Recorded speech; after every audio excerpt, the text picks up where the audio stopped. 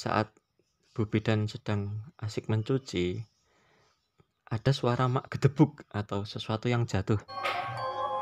Ya, selamat datang kembali, welcome back di konten kesayangan Anda. Jika Anda sedang menemukan bunyi gamelan seperti ini, berarti Anda sedang di Waniangas, konten horor dari channel Arsadin Info. Tentunya rekaman di pagi hari dengan suara burung dan ayam berkokok.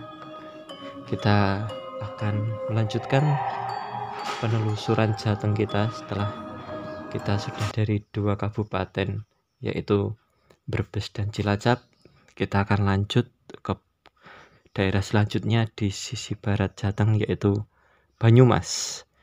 Ada banyak urban legend sebenarnya di daerah Banyumas ini, dimana ada pabrik gula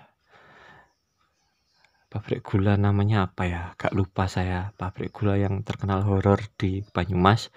Terus ada jalan juga, jalanannya itu kita kalau lewat situ harus ngelempar koin. Itu juga ada di daerah Banyumas. Terus ada juga Gunung Slamet dan beberapa urban legend lain di daerah Banyumas. Ada hutan juga, tapi kita tidak ambil salah satu dari itu. Kita akan mengambil dari cerita yang ada di Banyumas tentang bidan yang membantu Mbak Kunti untuk melahirkan. Ceritanya seperti apa? Kita dengarkan aja ya. Ya, dikisahkan tahun 2011 ada seorang wanita yang tidak perlu disebut namanya dan tidak ingin disebutkan namanya oleh keluarganya. Dia sedang hamil tua sekitar 7 bulanan. Dan sudah mendekati HPL. Nah, wanita yang sedang hamil tua ini tak tahu kenapa tiba-tiba saja dia mengalami kecelakaan di rumahnya, kepleset lah, atau tergelincir atau terjatuh, dan akhirnya dia mengalami pendarahan. Nah, karena pendarahan itu akhirnya keluarganya kan panik. Terus akhirnya wanita tadi dibawa ke rumah sakit, namun naas nyawa wanita tadi dan bayinya tidak tertolong. Wanita itu akhirnya meninggal dunia.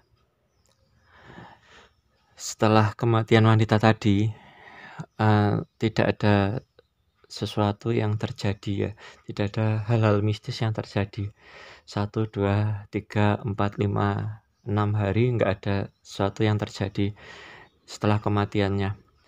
Namun di hari yang ke-7 ada bidan yang tengah malam dia kedatangan tamu atau pasien lebih tepatnya yang ingin melahirkan di tempat bidan tadi. Bidan ini ada di desa yang bertetanggaan dengan desa dari wanita yang hamil tua terus meninggal tadi. Cuma beda desa aja, kelurahannya sama dan tetap satu Banyumas juga tentunya. Nah, wanita tadi tengah malam dia datang sendirian ke tempat bidan itu untuk melahirkan ya. Ditanyai sama bidannya, "Loh, suaminya mana kok sendirian?" Dijawab sama wanita tadi, suaminya sedang pulang untuk ngambil kain. Akhirnya tanpa babi bu atau tanpa kecurigaan, bidan tadi mempersilahkan wanita yang hamil tua itu untuk masuk dan dirawat sampai dibantu proses melahirkannya. Akhirnya bidan tadi berhasil membantu proses melahirkan dari wanita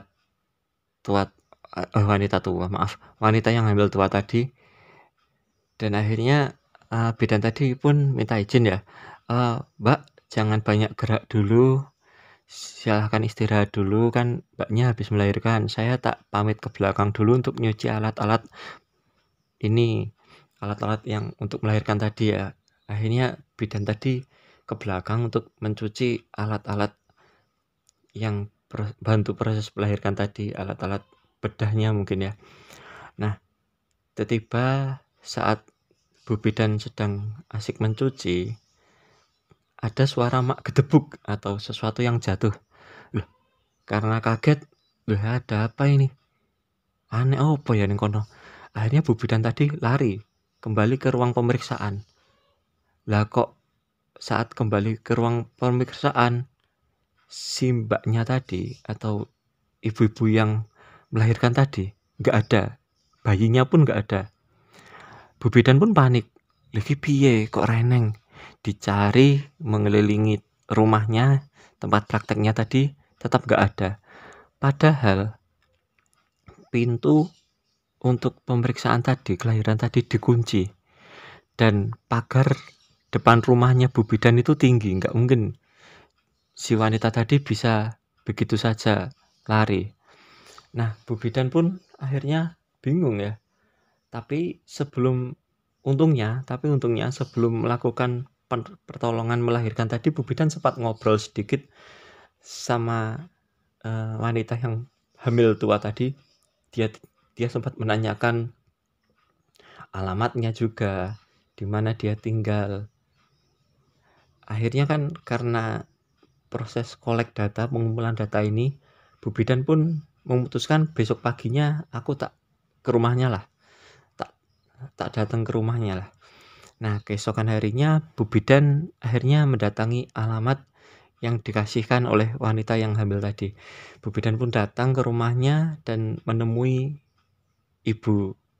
ibunya, ibu si mbak yang melahirkan tadi. Nah, diceritakanlah sama Bu Bidan kalau, Bu, anaknya jenengan, anaknya sampean, anaknya Anda semalam melahirkan di tempat saya. Sambil kaget dan ingin menangis, si ibu pun menjawab, anakku sudah nggak ada, Bu Bidan. 7 hari yang lalu anakku sudah meninggal. Itu jawab ibunya. Sama-sama kaget, sama-sama terpelangak. Akhirnya Bu Bidan pun minta untuk diantarkan ke pusara terakhir dari mbaknya tadi. Dan benar saja saat datang ke kuburannya, Bu Bidan pun membaca namanya sesuai, dan memang tanggal meninggalnya baru 7 hari yang lalu. Akhirnya dengan rasa sedih, takut, bercampur aduk, Bu Bidan pun mengirimkan doa kepada mbaknya atau ibu yang hamil tua tadi.